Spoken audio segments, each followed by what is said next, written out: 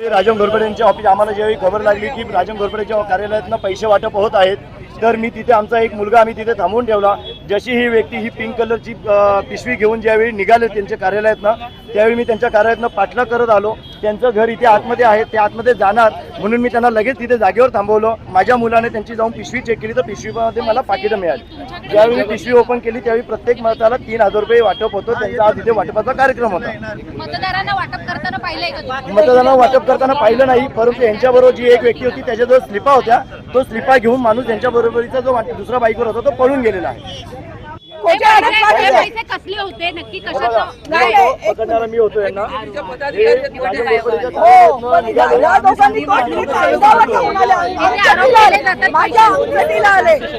हे पैसे वाटपाचे आरोप आहेत ते बरोबर आहेत का? नाही, चूक आहे. तुम्ही बघितलं का?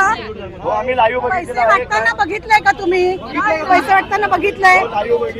पैसे दिलेला कोणाला पैसे दिले घेऊन या. हे महिलांना प्रचारासाठी वापरायचे पैसे होते.